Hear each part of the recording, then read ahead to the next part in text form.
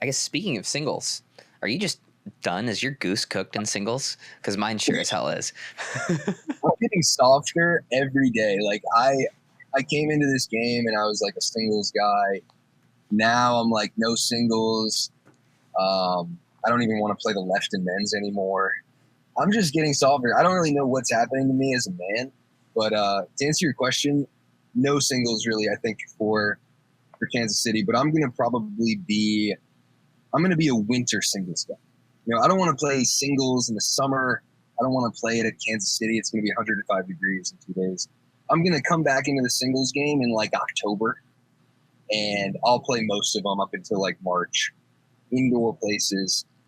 That's my single. That's fair. That's fair. Nobody wants to play singles in 105 degrees. No. Yeah, I mean, I think it's worthwhile to sort of specialize, and we've talked about it on the pod before, but like singles and doubles require in so much different training to be good at both. I think we're pretty close to seeing specialization between the two. And you're already sort of seeing it. Like the players who come in as new players are really good at singles and focusing on singles a lot, and it's just a lot harder to break into the doubles. But you managed to do it. So some people get good at pickleball very quickly, coming from a tennis background. Some people get good fast, and some good tennis players kind of suck forever. What do you think is the reason for you getting good quickly? Why do some people just not figure out the doubles game? I think it's a few things. I want to firstly shout out the PPA. Shout out to whoever made the decision to get rid of the backdraw, because the real reason that I'm so happy that the backdraw is gone is because it's giving these new players less repetitions. It's actually making the process of improving for all new players that much harder. And guys like me and you, Zane, like we're already pretty good. We don't want any of these new players. Like we don't want them getting, fifth, sixth, 7 good tournament reps. Like we want them to just not even want to sign up for the PPAs because they're going to lose. If they lose first round, whatever, there's only one backdraw. Like I love it. I think it creates more of a barrier to entry for our competition. So that's one thing. I think one of the reasons why some tennis players have issues is because they think it's going to be easier than it really is. I think for me, I wasn't cocky at all. I might have acted that way or joked that way, but I never thought that I was going to be good at doubles. Anybody that knew me from like a year ago, I never thought I had the hands. I never thought that I had like the game to actually get good at doubles. I was playing it all day, and I was super not confident in my doubles. So I played 5 hours a day, 6 hours a day, every day, and I was humble. And part of that was because really early on, I practiced with JW, and I was like, wow, this is just another level.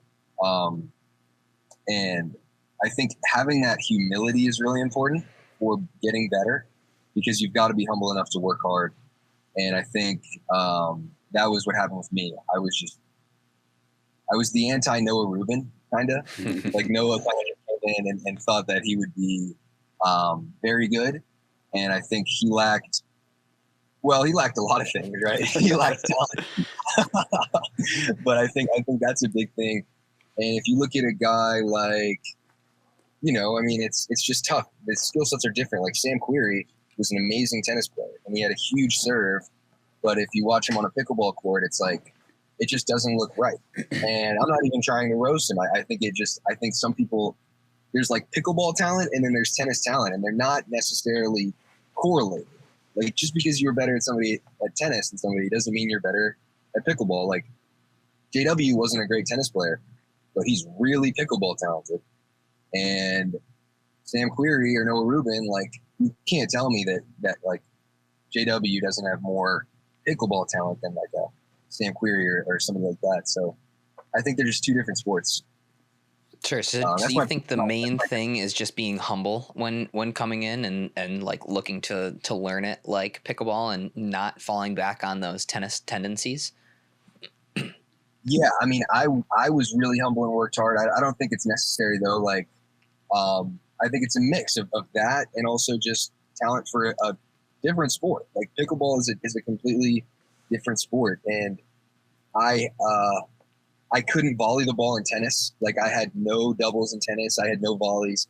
When I told people I was good at pickleball like 6 months ago, my tennis friends were like, dude, no way. Like I was the last guy that would have ever been good at pickleball. I never volleyed. I had no ability to drop shot, no hands. I just had a big serve and big forehand and whatever. And so it's really weird. It's just a different sport. I guess that's my answer. Are you not like just recruiting all your tennis buddies like to come over here and play with me? I mean, you had your one buddy on King of the Court pod. Davis. Yeah. He was going off. But are any of your other buddies like, yeah, I need to give this a try if James is making a run at this thing? It's so funny because all of my tennis friends knew JW from tennis. Like we grew up and we played tennis in the same group. And when they found out that JW was good at pickleball, they were like, okay, that makes sense. You know, like he's like a little, maybe he's a little like a different type of guy, like different player. Maybe a sport like pickleball kind of is geared towards how he is. You know, he's kind of like a Zane in a lot of ways, just a different type of dude. And I'll take it as a compliment. Yeah, you could take it that way. And I think it's different because... Okay, so it wasn't a compliment. All right. So pickleball is like, but then they saw that I made it in pickleball. And then all of them were like, wait, no. This is BS. Pickleball is a joke. If James can make it, anybody can make it. And this is the truth because I had no hands in tennis, nothing. And they've all been playing and none of them are really good yet.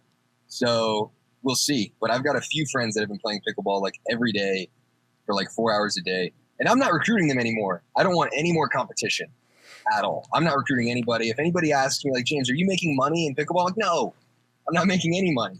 I don't know why I'm even doing this. I don't want any competition. Yeah. So yeah. You're like opposite of grow the game. Like let's grow the game at the very amateur level, but let's keep that barrier up so I could just keep winning. But like it's obvious. I mean, to me at least, I would make this assumption that like really the way to hack it is like you need to get into a group like you did of really talented players and just get an insane amount of reps. Yeah, that was what I did, and I got more reps than anybody. I think like I was out of my mind. These days I practice like 2 hours a day, 3 hours a day, but there was a year period where I was just, I mean, Zane knows what's up. I was just tisming out on the courts all day, 6 hours, 8 hours. That's a technical term? Yeah, I mean, you can explain that term, Zane. I mean, we've gone into depth on this. I have no idea what he's talking about, obviously.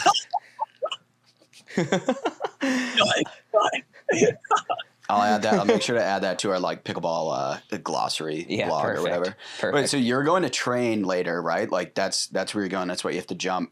When you do, like who are you going to be playing with? Like what's the usual squad? Well, I guess you're in Kansas City, so it's different. But like, okay, if you were in Florida right now, like who would you be going to play with? Usually in Florida, I'm doing more drilling than playing these days, just because there's so many tournaments, getting a ton of match reps. I'll usually go out there with my friend Davis or Hugo, who are a couple guys who are they came from tennis. They're borderline pro level. I mean, Davis is probably like challenger level at this point. And we'll just drill for 2 hours. So we'll just hit dinks, thirds, everything. We do this fun drill called the Brendan Long drill, where there's two guys on one side and then I'm on my own side and I have to cover the entire court with dinks. So they're going to move me all across the court with dinks in the heat. And once I get 10 dinks in a row, then we play it out half court. So just some really messed up, like just torturous drills for like 2 hours. And that's pretty much it. I think the best way for me to train is just 2 really hard hours. I don't want to build any bad habits going any longer than that. Yeah, it's a balance. You always get sloppy after the 2 hour mark.